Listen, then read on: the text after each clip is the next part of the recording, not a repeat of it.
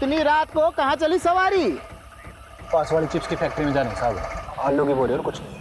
अच्छा, ओए कृपाल सिंह, चेक कर जरा टेम्पो का पिछवाड़ा। जान दो ना साहब, पहले कंसाइनमेंट लेट है, बम थोड़ी लेके जाएंगे। ज्यादा होशियार बन रहा है क्या? टेम्पो में आलू है कि कुछ और, वो हम देखेंगे, समझा?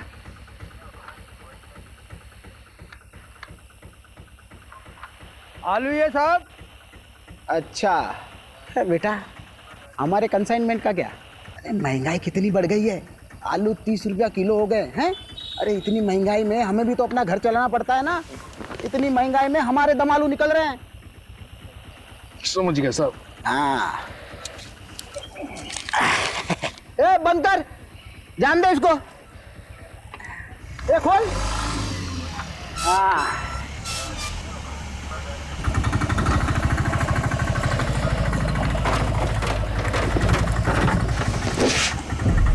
ए कैसे बंद करता है रे? मदद कर उसकी, जा मदद कर उसकी। आप रहने दो साहब, तकलीफ अरे मत कोई करो, बात आप रख नहीं, लेंगे। कोई बात नहीं। अरे रुक, हो तेरी। ए रुक, ये लाश कहाँ से आई रे?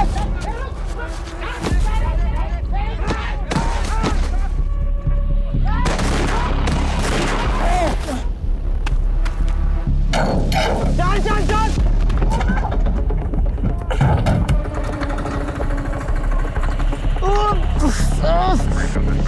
दो आदमी टेम्पो में लड़की की लाश लेके जा रहे थे, पकड़ने पर हम तीनों पर हमला किया। प्लीज हमें बैकअप भेजिए। I repeat, backup.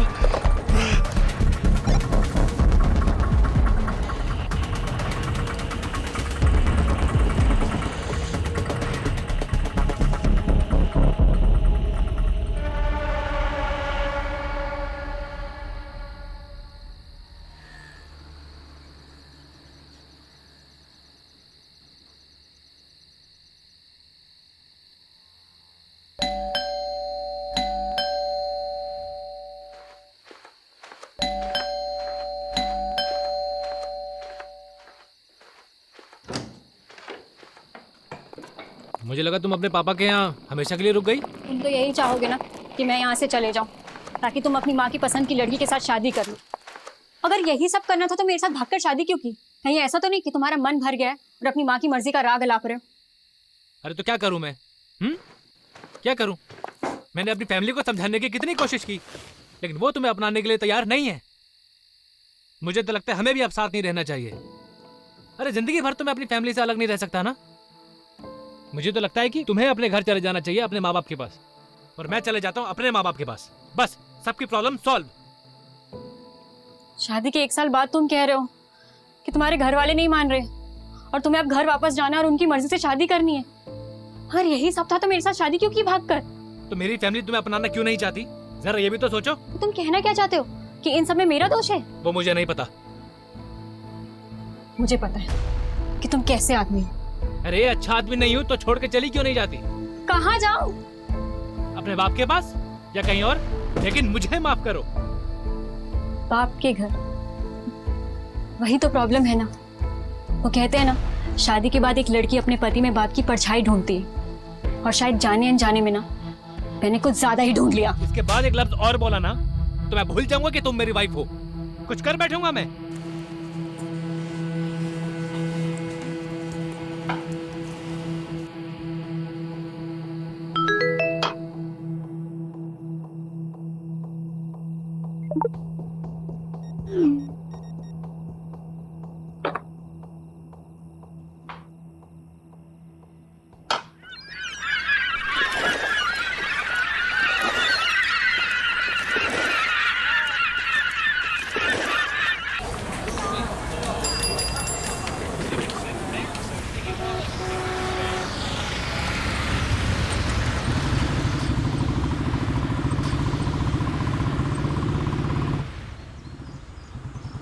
Actually, the report suggests that your sperms are slow swimmer and your wife uterus creates an Mr. Rathod. आप सुन रहे हैं ना?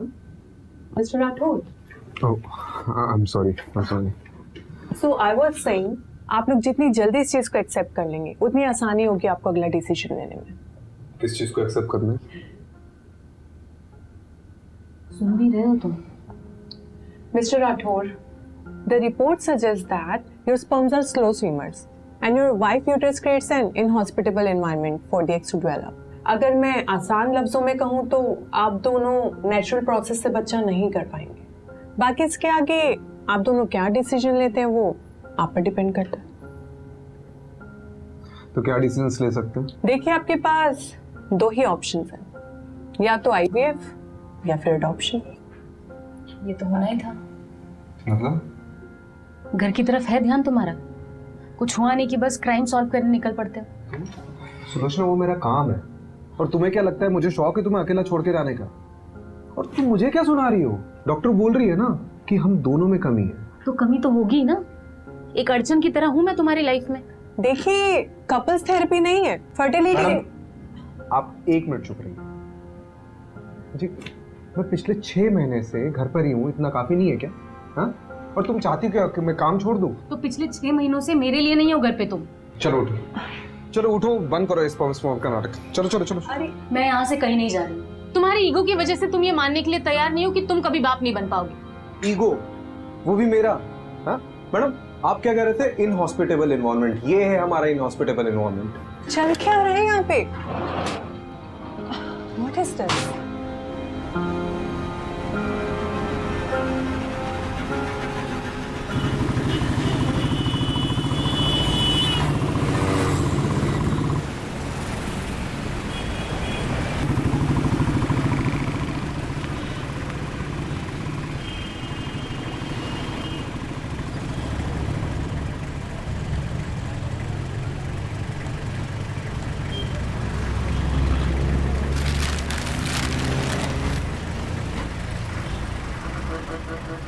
मुझे नहीं पता था कॉलेज के बाद शैलेश ऐसा निकलेगा।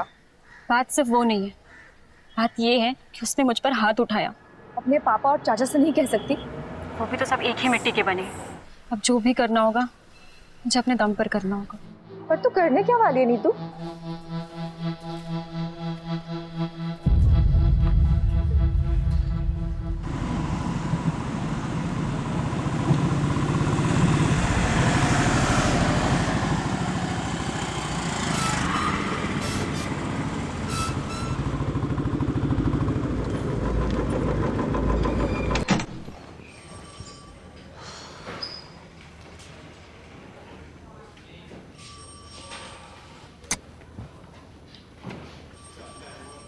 वो कहते हैं कि सुबह का भूला अगर शाम को घर को लौटे तो उसे भूला नहीं, पुलिस वाला कहते हैं।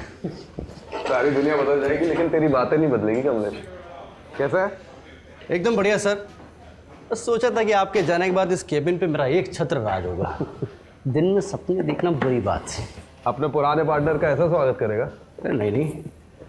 पटोदन, साहब के लिए चावल भर कर एक कलश लेकर आओ, साहब का स्वागत करना है। सर बासमती लाऊं या फिर सादा लाऊं? मेरे बाप, आप रहने दो, जाओ। अब मेरी पुरानी केस फाइल्स नहीं दिख रही है, तूने देखी क्या? हैं? आपको नहीं पता क्या? आपके सारे पुराने केसेस किसी और ऑफिसर को सौंप दिए हैं। किसको? एक कोई लेडी ऑफिसर 3rd फ्लोर पे। मुझसे बिना पूछे किसने डिसीजन लिया? नितिन सर के अलावा जरूरत और कौन कर सकता है?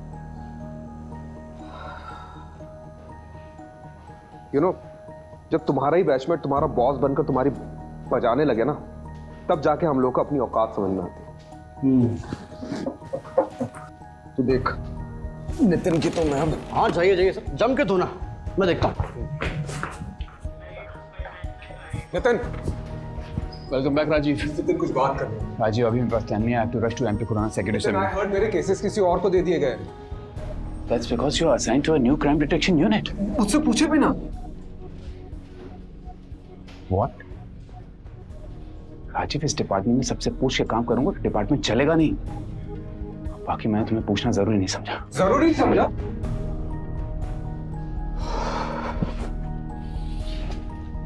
राजीव, तुम्हें पता है ना लास्ट केस में कुछ ज्यादा ही घुस गए थे तो उसका नतीजा क्या हुआ था? अभी 6 months के सस्पेंशन के बाद लौटा।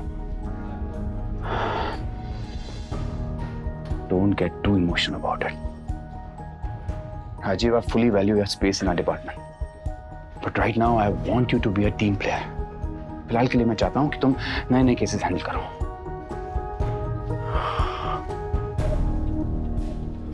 एक बात और,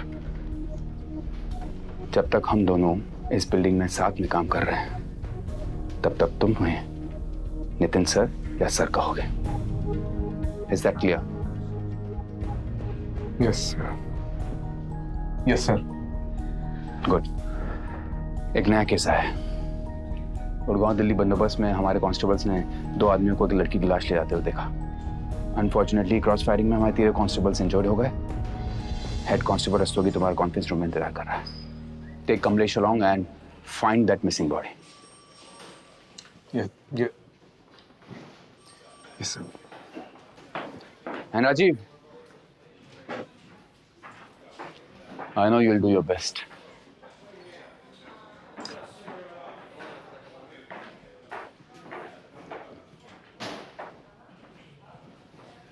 तो सर कैसे धोया?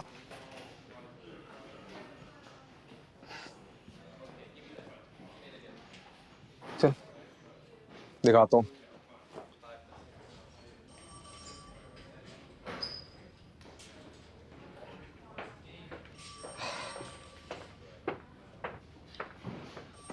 Head constable Shiv Shankar Rastogi. कंधा कैसा आपका? ठीक है जनाब। ठीक है। अरे बैठिए ना आप। बैठिए बैठिए बैठिए। आपको तो पुरस्कार मिलना चाहिए, नहीं? टेम्पो की ठीक से तलाशी नहीं ले सकते थे? अरे ली थी जनाब, लेकिन 1-2 बोरियों में आलू मिले तो मुझे लगा आलू ही होंगे, इसलिए आपने उसे जाने दिया। वो तो अच्छा हुआ कि कांस्टेबल कृपाल सिंह ने टेम्पो का बैकडोर अच्छे से बंद नहीं किया था, वरना ना वो लाश गिरती और ना हमें पता चलता।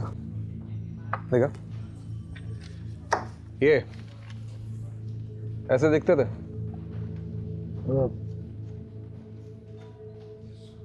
थोड़ा थोड़ा दिखते थे कि नहीं? दिखते थे, नहीं दिखते थे। क्या मतलब? वो अंधेरा बहुत था ना, तो ये शक्ल ठीक से नहीं देख पाया मैं। पैसे कितने लिए? जी जी जनाब। पैसे कितने लिए उनसे? 1000। क्या बात है।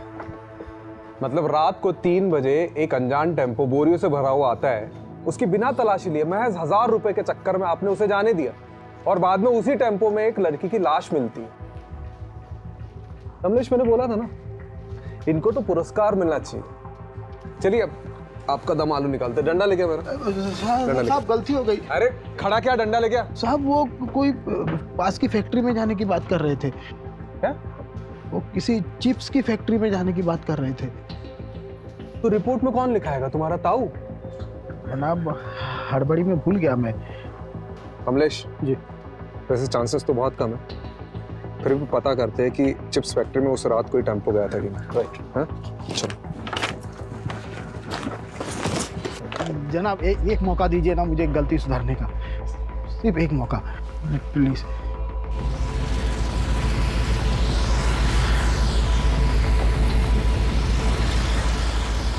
कमलेश, टोल नाके का सीसीटीवी फुटेज निकलवा लो। हाँ ऑलरेडी बोल दिया मैंने, 2 हवलदार उसी में लगे हुए हैं, बस थोड़ी देर में मेल पे आ जाएगा।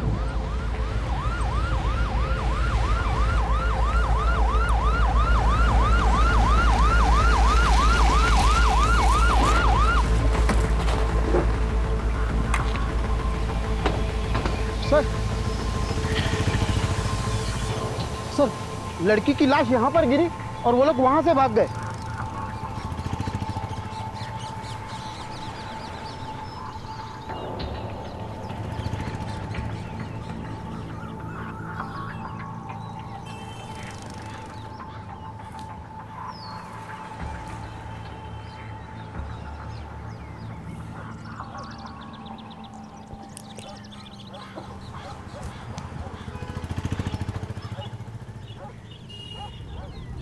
ये अपने साहब क्या कर रहे हैं?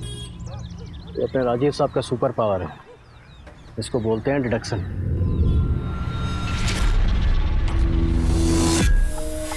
इतनी रात को कहाँ चली सवारी?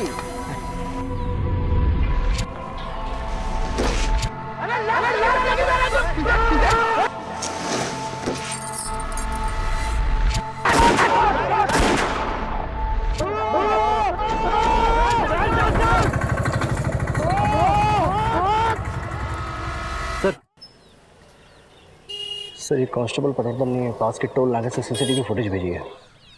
उसने इस फुटेज को थ्रोली चेकआउट किया है और वहाँ से भी कोई छोटा टेम्पो क्रॉस करके नहीं निकला। चोर चोरी करता है तो सबसे पहली चीज क्या करता है? क्या करता है सर? चोरी से जितना दूर हो सके भागता है। राइट। और जिस टेम्पो में भागे थे बीच रास्ते में कहीं ना कहीं तो बदला होगा, राइट? एक काम करते हैं, मैं और रस्तोगी चिप्स फैक्ट्री जाते हैं, वहाँ बात करते हैं। तुम पास वाले ढाबे में जाओ, वहाँ पूछताछ करो। राइट। कुछ ना कुछ तो चीज़ मिलेगी।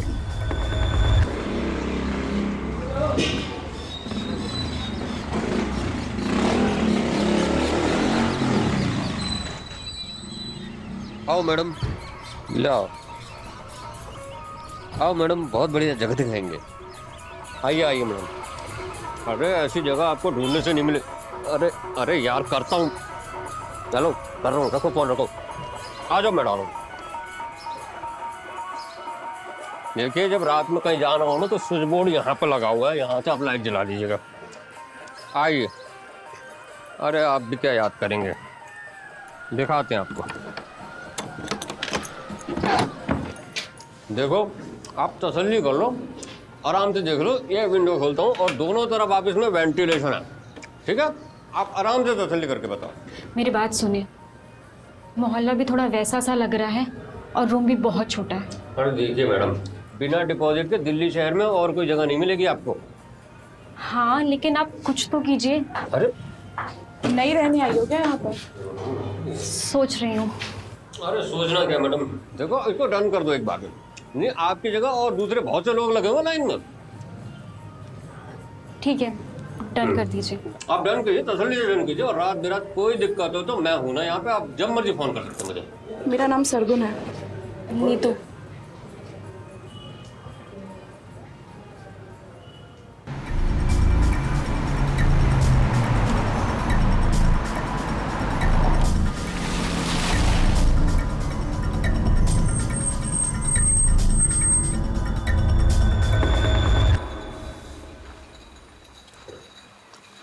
सर, ये मैनेजर है। देखो, यहाँ से एक टेम्पो चोरी हुआ है और उसमें आलू की बोरियों में एक लड़की की लाश मिली जो कोई लेके जा रहा था। यहाँ से कोई टेम्पो गायब हुआ है क्या? गायब तो नहीं हुआ, लेकिन कभी कभी हमारे टेम्पो वर्कर्स टेम्पो ले जाते हैं और दूसरे दिन वापस ले आते हैं। शायद उसी वजह से होगा। कई बार 2 से 3 दिन तक हमारे टेम्पो बाहर रहते हैं। फिलहाल कोई टेम्पो है तुम्हारे यहाँ पे? रजिस्टर लाओ।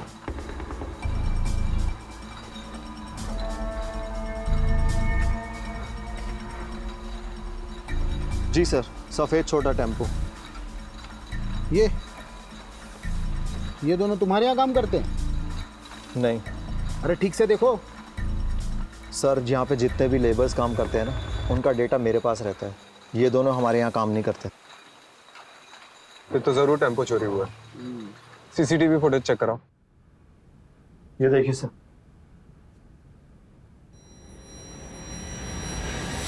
सर, यही टेम्पो था। पक्का?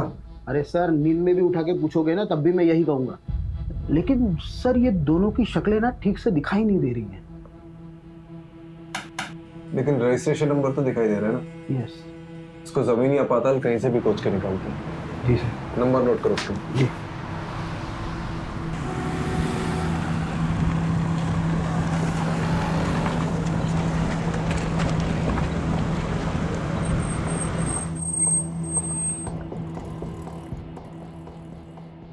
सर, ढाबे की सारी सीसीटीवी फुटेज चेक करिए। उस रात को कोई ऐसा टेम्पो निकलते हुए नहीं दिखा। मतलब चिप्स फैक्ट्री से पहले टेम्पो चुराया, वहाँ से निकले और यहाँ नहीं आए। ये लोग गए कहाँ होंगे? सर, ये लीजिए, चाय पीजिए। मैं चाय नहीं पीता। अरे सर, ऐसा थोड़ी ना होता है। जो चाय ना पियो वैकुंठ ना देखे। मतलब मेरा कहने का मतलब ये है कि मेरी अम्मा कहा करती थी, चाय एक जज्बात है। जब भी कभी मझधार में फंसे हो ना सर, तो एक चाय की चुस्की लगा लिया करो। क्या पता बीच का रास्ता निकल जाए।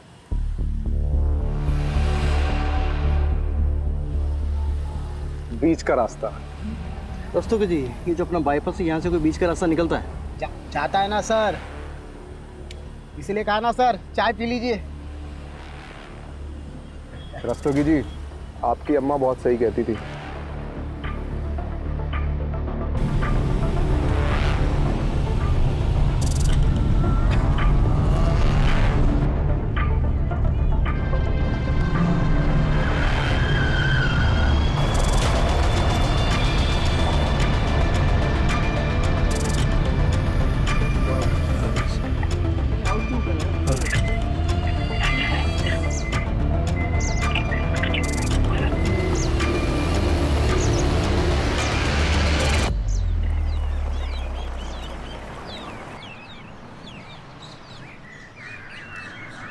सर सर यही टेम्पो था। ये वाला? हाँ।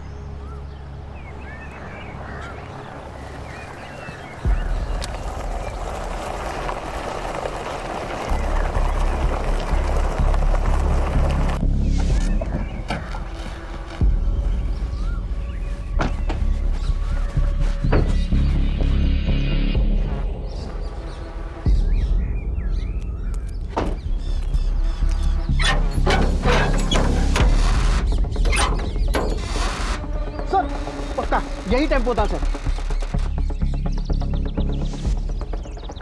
बधाई हो रस्तोगी जी, आलू पक गए आपके। उस रात तो और कुछ ऐसा देखा था जो अभी याद है? सर जब वो लड़की को बोरी में भर रहे थे तो उसका हाथ ऐसे बाहर था और नाखूनों पर लाल कलर की पॉलिश लगी हुई थी। उसने चूड़ियां पहनी हुई थी सर, बिल्कुल एकदम नई नवेली दुल्हन की तरह। अरे ये इधर देखना जरा, यहाँ फूल की पत्तियां और गुलाल है। आलू की बोरी में फूल और गुलाल? अरे दस्तोगी जी, आप ही कह रहे थे ना कि नई नवेली दुल्हन का हाथ दिखा था। हाँ हाँ। किसी की शादी में ये मौत हुई है। सर घरेलू मामला लगता है। हाँ? लड़की की शादी के मंडप में मौत हुई और उसके बाद ऐसा ही कुछ। सर या फिर लड़की भाग गई और उसका पीछा करते करते किसी ने रास्ते में उसको मार डाला। पता करो कमलेश। जी सर। किसके बाप की शादी में कांड हुई।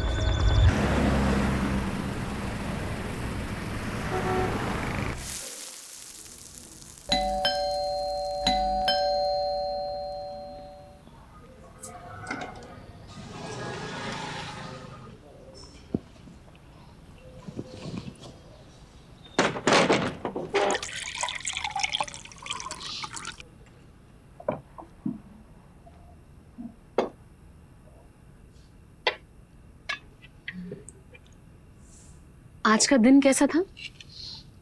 Same usual. मैं ना सोच रही थी कि मैं वापस स्कूल ज्वाइन कर लेती हूँ। मतलब मेरा टाइम भी निकल जाएगा और एक्स्ट्रा इनकम भी हो जाएगी। अच्छा, इस बहाने तुम्हारा ध्यान भी कहीं और लगा रहेगा। तुम्हें पता है प्रॉब्लम से भागने से प्रॉब्लम सॉल्व नहीं होंगी। Sulu, I am not in a mood to start everything all over again, please.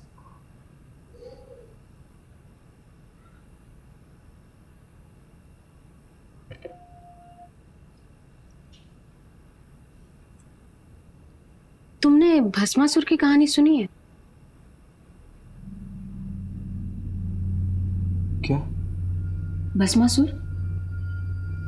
जब मैं स्कूल में पढ़ाती थी तो अक्सर बच्चों को ये कहानी सुनाया करती थी।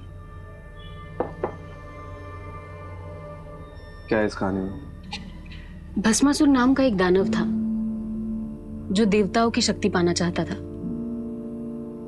तो उसने सालों साल तपस्या की और फिर कई साल बाद उसको उसकी तपस्या का फल मिला। शिवजी स्वयं उसके सामने प्रकट हुए। उसने शिवजी से एक वरदान मांगा कि मैं जिसके भी सर पे हाथ रखूंगा वो भस्म हो जाए। शिवजी ने कहा तथास्तु। बस फिर भस्मासुर का आतंक फैला।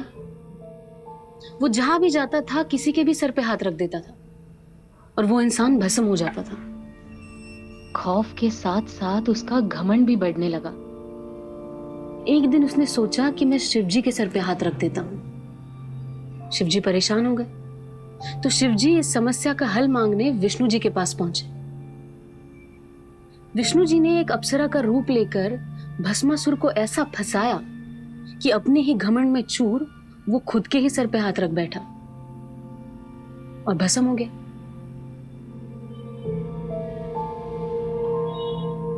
उसका क्या मतलब है? इसका ये मतलब है कि भस्मासुर अपने घमंड की वजह से भस्म हुआ था और भस्मासुर नाम का दानव हम सब में होता है।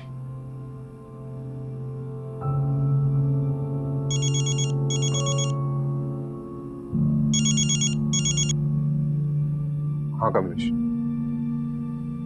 क्या? अच्छा ठीक है, आ रहा हूँ मैं, आ रहा हूँ। हाँ आ रहा हूँ।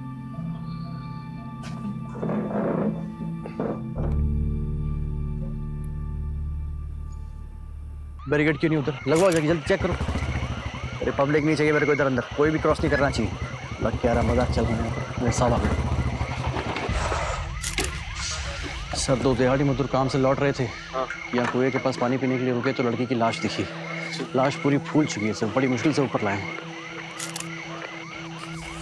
वही लड़की की लाश है।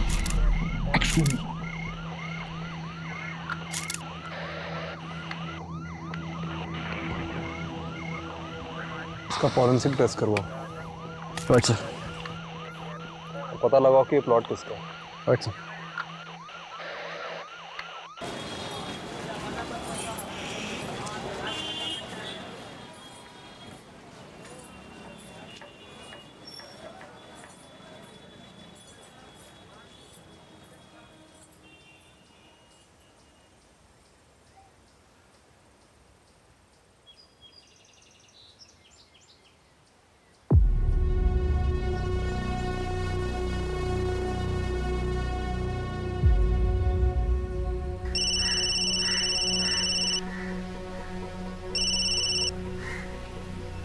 बोलो।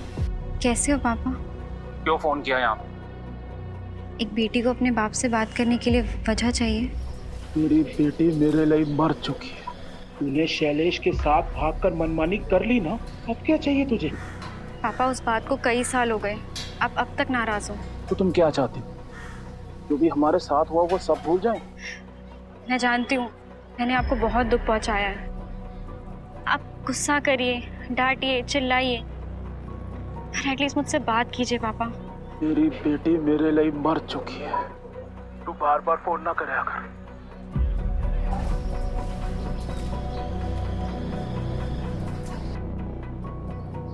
सारी जगह छोटी है इसलिए सब कुछ साफ साफ सुनाई देता है। अरे नहीं, मैं तो सिर्फ बस ऐसे यूं ही। आंसू रोकने से कम नहीं हो जाएंगे। नहीं। हाँ, वो नज़ारे देख रही हो,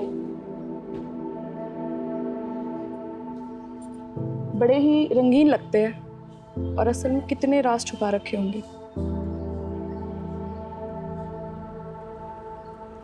रंगीन रातों में गुनाहों के घर, सबके चेहरों पर एक छोटी सी मुस्कान है। बंद किवाड़ में झांक कर देखो तो एक आंसुओं का सैलाब सा है जो एक दिन इस पूरी दुनिया को डुबो सकता है। बोलती अच्छा, लिखती और भी अच्छा हो।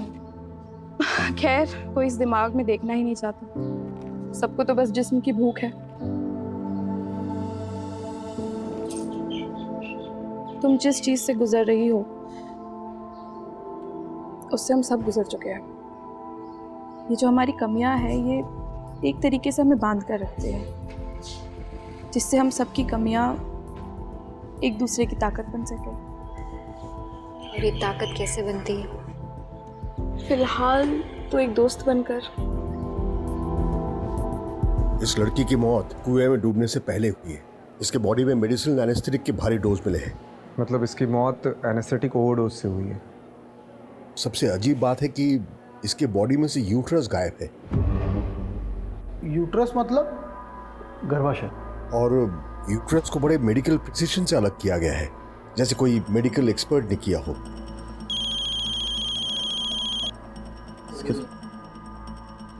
सर, हाँ, वो प्लॉट किसका पता चल गया है। कोई बिल्डर है मनु मंजाल। चलो बारात निकालते हैं।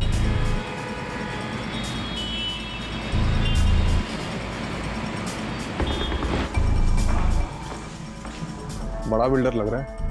अकड़ भी बड़ी होगी कंफर्म। चलो देखते हैं।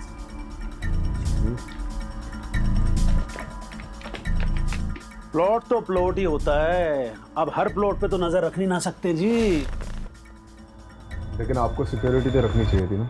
रखी हुई है, एक दरबान रख रखा है जी प्लॉट पे। अब वो रात को कहीं बीड़ी वीड़ी फूकने चला गया होगा तो पीछे से आगे कोई बॉडी डाल गया। अब इतने बड़े प्लॉट पे एक आदमी सब जगह तो नजर नहीं ना रख सकता, आप खुद सोचिए। देखा आप इस लड़की को जानते?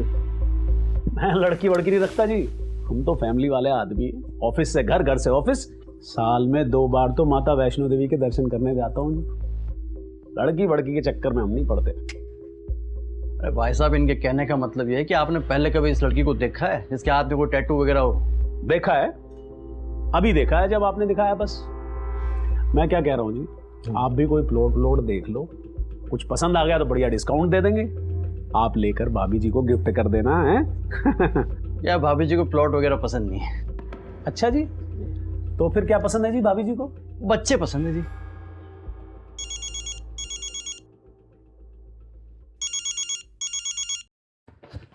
हाँ माँ बार बार फोन क्यों कर रही हो? काम पे हूँ मैं।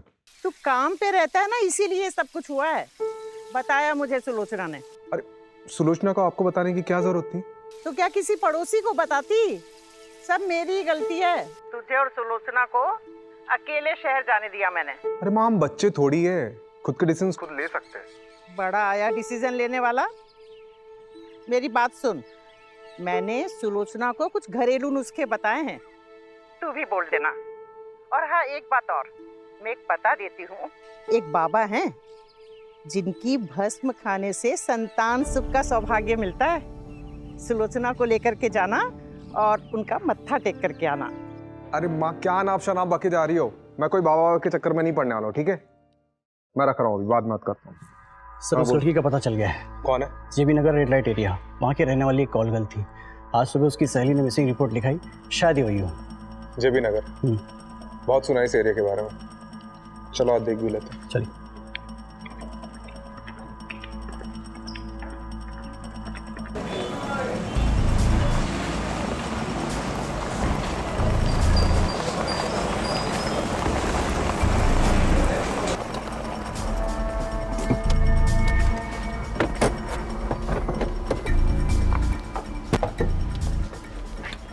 इसे ठीक से देखो, जानती हो इसे?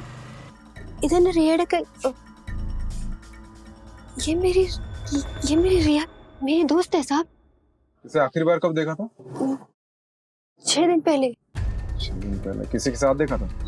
बबलू के साथ देखा साहब। ये बबलू कौन है? बबलू हमारे एजेंट था साहब। वो उस दिन रिया के लिए बहुत बड़ा क्लाइंट लेके आए थे, कुछ 30,000 का कुछ एडवांस भी दिए थे, और उसने बोले कि बहुत बड़ा क्लाइंट है और ऐसे क्लाइंट रोज रोज नहीं आते हैं। और उस दिन के बाद नए बबलू देखे, नए मेरी रिया देखे साहब। इनमें से किसी को जानती हो? यही बबलू है। और ये? मैं इसको नहीं जानती है साहब। बबलू का कांटेक्ट नंबर दो। जी।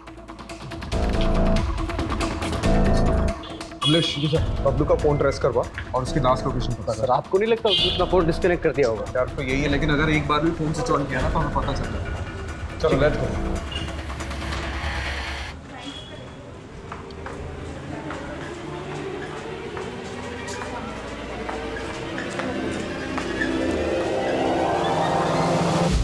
पुलिस इन दोनों शख्स को ढूंढ रही है। आखिरी बार इन दोनों शख्स को दिल्ली हाईवे पे एक लड़की की लाश ले जाते हुए देखा गया था और तब से ये दोनों गायब हैं। गौर से देखिए इन दोनों स्टेचेस को और कुछ भी पता चलने पे हमें हमारे टोल फ्री नंबर पे कॉल कीजिए।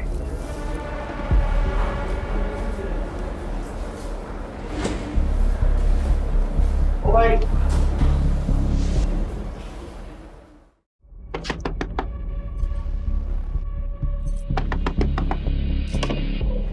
नहीं तो ये लड़का तेरी सारी पैसे की दिक्कत खत्म कर देगा। वो कैसे? आ बैठ, एक नया क्लाइंट लेकर आया है। मैंने कभी नहीं किया। देख, सबका पहली बार हो, ठीक है? मैं तुझे हमेशा करने को बोल रही हूँ क्या? अभी तुझे जॉब की ज़रूरत है ना? तो जब जॉब लग जाएगी तो ये सब छोड़ दियो, अभी बस एक मीटिंग करके आ जा, सब ठीक होगा, मुझ पे भरोसा रख। ठीक है।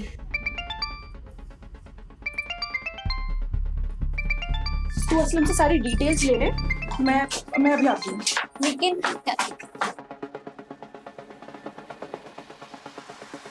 हेलो बबलू, कहाँ है तू?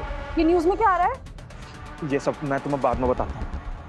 मैं बड़ी बुरी तरह कांड में फंस गया हूँ यार। फिलहाल एक जगह पे अंडरग्राउंड हूँ। क्या होटल, क्या कांड? सब बताता हूँ। लेकिन यहाँ से निकलने के बाद मन्ना सोची थी ज्यादा कमीशन मिलेगा, पर हम दोनों ये काम छोड़ के हमेशा के लिए यहाँ से चले जाएंगे। लेकिन मुझे क्या पता थी कि मैं इतनी बुरी तरह फंसूंगा। कहाँ है तू? मैं अभी आ रही हूँ तेरे। नहीं, तुम यहाँ मत आना, यहाँ पहले ही बहुत खतरा है। मैं जल्दी से जल्दी यहाँ से निकलने की कोशिश करता हूँ और निकलते इन सारी चीजों से दूर जाना चाहता हूँ। Hello Bablu, hello.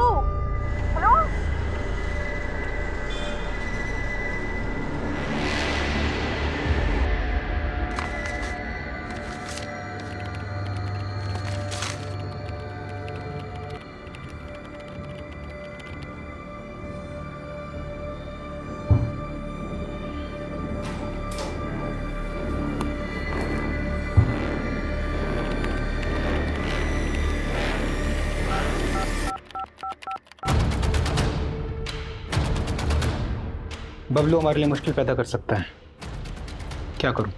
उसको रास्ते से हटाने का समय अब आ चुका है। जी।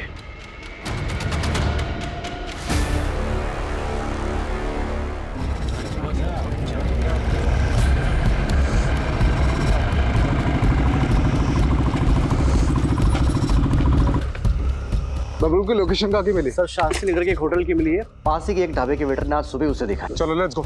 चल दस्तगी जी, आपके आलू पक गए। जी सर।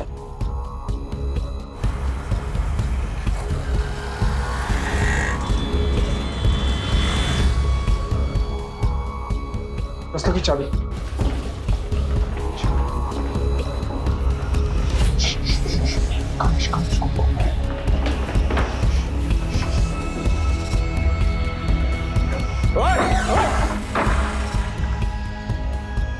रास्ते की उधर चेक कर इधर।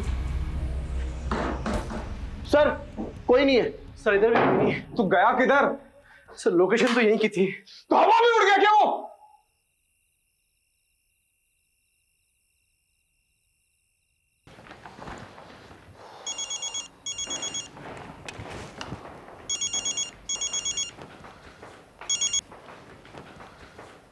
बबलू हाथ से निकल गया। So, what do you want to do now? रिया एक कॉल गर्ल थी और बबलू उसका एजेंट। वो दोनों बाहर गए थे, बबलू उसे मारकर गायब हो गया। अब बबलू और उसके साथी को तो हम पकड़ ही लेंगे। बाकी इस केस में कुछ बचा है नहीं। आपको ये केस बंद करना है तो बंद कर सकते हैं। ठीक है। ओके।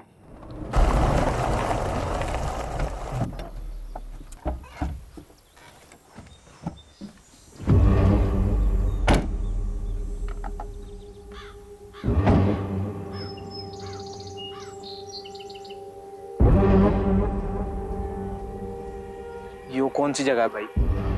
नहीं, आपने तो कही थी सेफ हाउस जाएंगे। इस आगे चल कर जाना होगा। चल।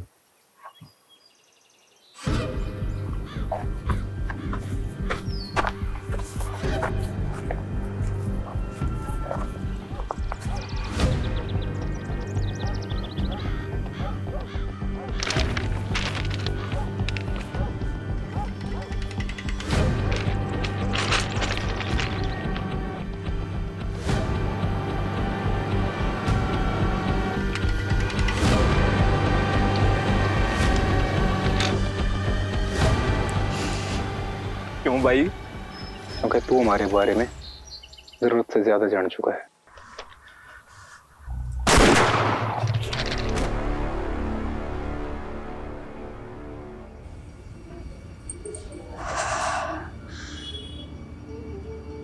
पहली बार और आखिरी बार।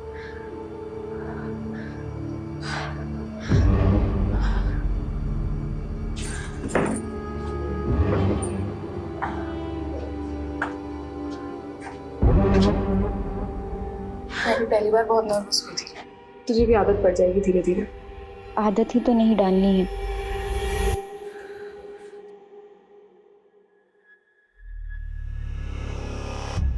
ठीक है, जाओ।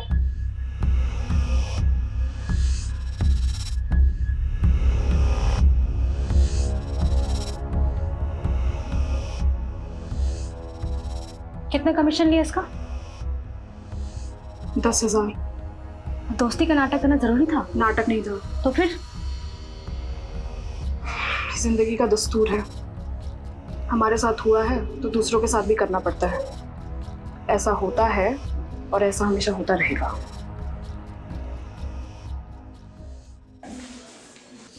चले सर। अरे रस्तोगी जी, आप अभी तक यहीं हैं, आप घर जाइए अब। सर आपसे इंपॉर्टेंट बात करनी थी। अरे कोई लाश मिली है क्या? जी सर, वायरलेस पे अभी भी रिपोर्ट आई है, साउथ दिल्ली के पास एक लड़की की लाश मिली है।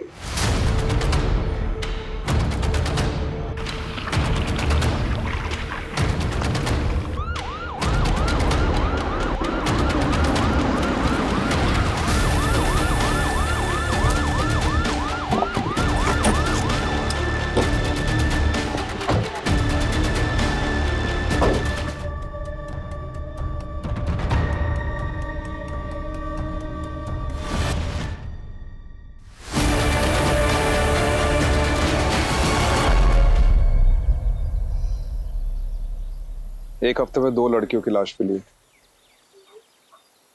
ये कोई मामूली केस नहीं है, ये कुछ बड़ा है और खतरनाक भी।